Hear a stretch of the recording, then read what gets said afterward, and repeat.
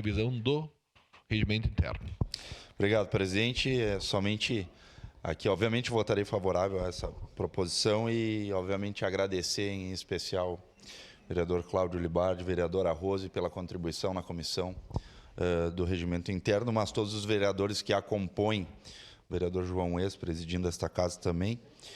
Enfim, foi um trabalho árduo, que nós até esperávamos que fosse se estender por mais tempo, mas conseguimos dar a celeridade necessária para que a gente conclua no mês de junho, para trazer a este plenário a votação. E nessa atuada nós gostaríamos realmente de revisar também o Código de Ética e deixar tudo alinhado aí para o segundo semestre, inclusive voltando à questão do regimento interno, com significativas alterações nas nossas sessões plenárias, no que tange, inclusive, nas sessões de quarta-feira, podemos também votar alguns projetos, dentre outras questões mais aí que vai ser debatido em sessão plenária e colocado em votação o novo regimento interno desta Casa Legislativa, mas aqui em especial ao Código de Ética também, que é do ano de 2000, então 26 anos se passaram e não foi revisado o nosso Código de Ética, então urge